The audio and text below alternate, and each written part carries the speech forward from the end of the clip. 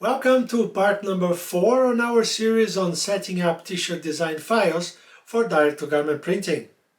This series will also be helpful to you if you are designing for print-on-demand services. Most of these platforms use DTG printing to create their t-shirts and other textile products. In the last 3 videos, we talk about image size and resolution, whether you should design in CMYK or RGB, and image elements. In the description below, I will link to the playlist. In this video, we will talk about color correctness when designing t-shirts for direct-to-garment printing. If you ever order one of your t-shirts online, there is a good chance that the printed colors look completely different than what you saw on the screen. We are going to share with you a simple trick you can use to minimize color changes.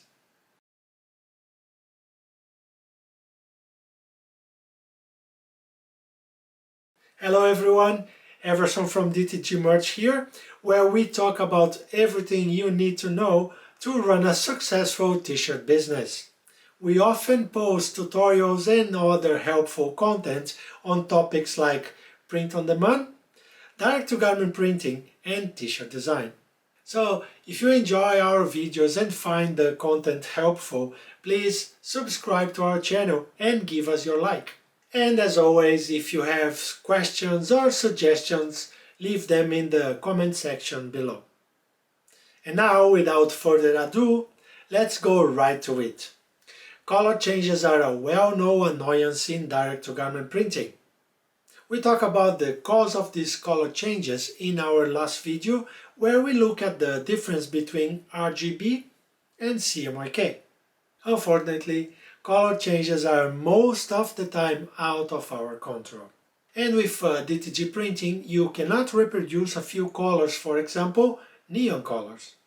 And as we discussed in the third part of the series, unfortunately, we as designers have no idea what colors we can use or how they will print.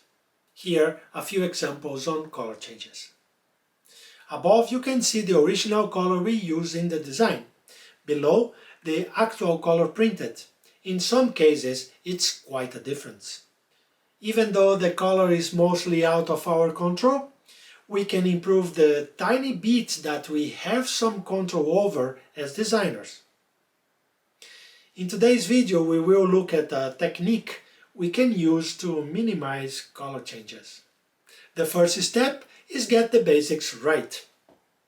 Make sure you set up your design in RGB and that the image size and resolution are appropriate for your design.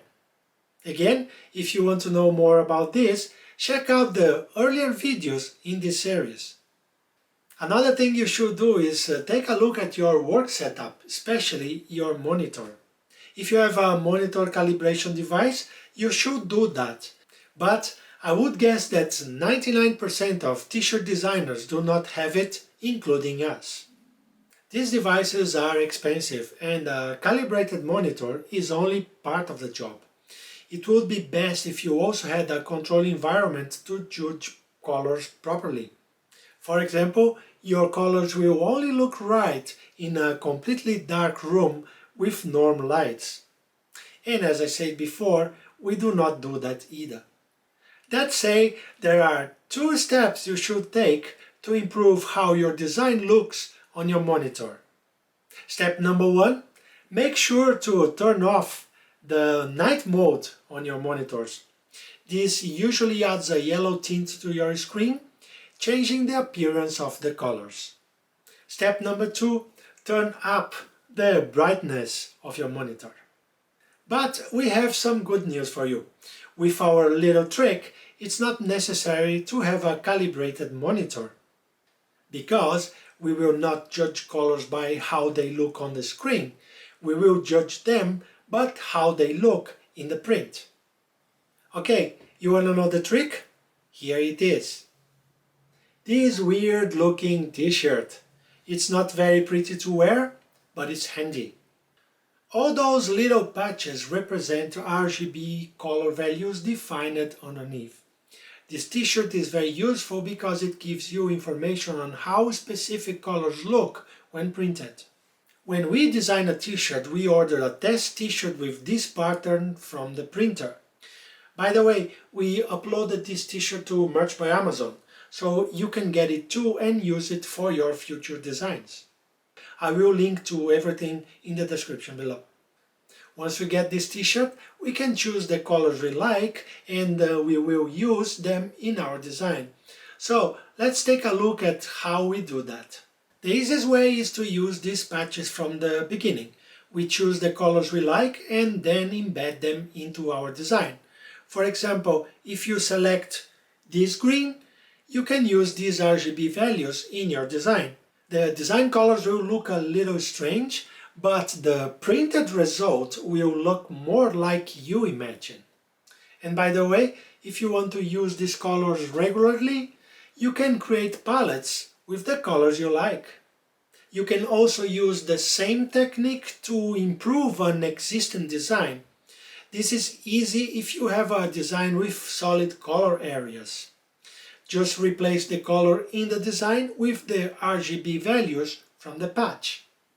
Of course, if you have a design with many details or gradients or even a photo, this will not work. And there are a few more things that unfortunately do not work perfectly. Color changes in DTG are inevitable and often depend on the printer model, the pretreatment used, the garment, many factors. When these patches are printed, they will look different depending on the color of the t-shirt they are printed on. They will also look different depending on who printed them. So, lots of variations and differences. The chances are high that there is also a slight discrepancy between two products printing on the same garment by the same printer.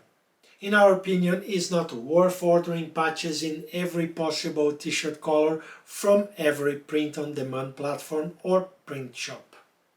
But we still like to have them in hand. For example, when we design for Merch by Amazon, we usually create black t-shirts. In that case, the patches help us to choose the colors we want to incorporate into the design, but also the ones we do not want to use. For example, have a look at this patch. As you can see, the colors do not blend very well.